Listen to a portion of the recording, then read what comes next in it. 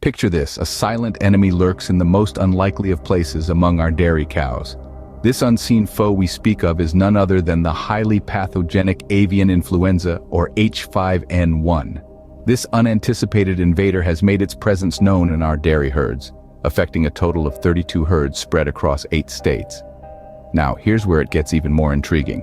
Some of these herds, they show no symptoms at all. They're asymptomatic, yet they carry this formidable virus. This raises questions and, more importantly, concerns. If these herds can carry the virus without showing signs, what's stopping it from jumping species? What's stopping it from affecting our pigs, our poultry, or even our pets? It's a riddle wrapped in a mystery, a silent enemy moving undetected, leaving us with more questions than answers. As the virus continues to spread, the stakes rise and the mystery deepens. Now, imagine a response that has been met with criticism, a response that may not be enough to stop this enemy. The U.S. Department of Agriculture, the agency in the hot seat, has been under fire for its handling of this situation. Critics argue that they haven't been forthcoming with enough genetic data on the virus. This data is crucial for understanding the virus's behavior, its evolution, and how to combat it effectively.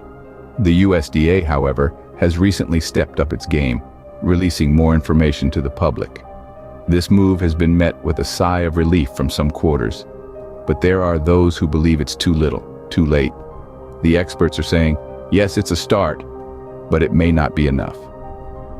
So what does this mean for us? Well, it means that there's a gap in our understanding of the virus. It means that our response may be based on incomplete information. It suggests that we're playing catch-up with a virus that's not waiting around. This isn't just a race against time. It's a race against an unseen, evolving enemy. The USDA's response, while commendable for its recent efforts, is still under scrutiny. The question remains, are they doing enough? Are they moving quickly enough? Are they providing enough information for us to understand and combat this threat effectively? While the USDA scrambles to respond, we must ask, is it enough to stop this silent enemy? But what does this mean for us, the everyday people who may be far removed from these dairy farms? Let's dive into this. The avian influenza virus, also known as H5N1, is currently affecting our bovine friends.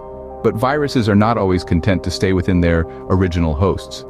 They evolve, they adapt, and sometimes they jump species. This is where the concern for us humans comes into play. The possibility of the virus evolving to infect humans is, at the moment, low, but it's not non-existent. Consider this, the virus has been found in asymptomatic herds. This means it's there, lurking, but not always showing obvious signs. It's silently spreading, and we're still trying to fully understand it. There are fears about potential transmission to pigs, another step closer to us humans. It's a complex puzzle, and we're still putting the pieces together. So why should you be worried? Well, it's not about fear. It's about awareness. It's about understanding that our world is interconnected in ways we don't always see.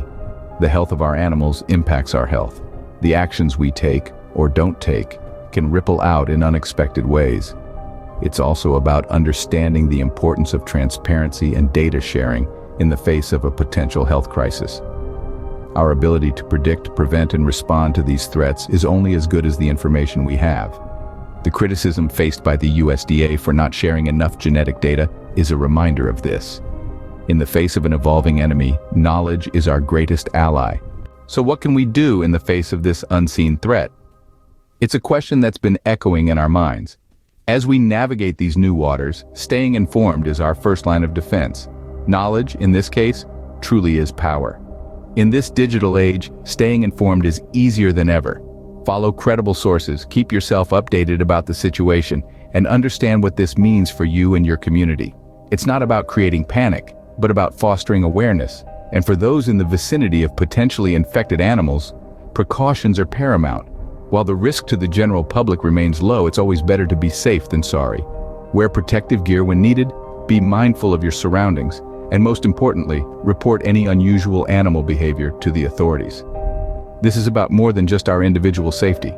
It's about safeguarding our communities, our economies, and our way of life.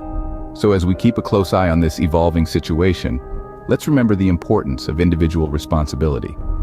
As we continue to watch this situation unfold, remember, stay informed, stay safe, and let your knowledge be your shield.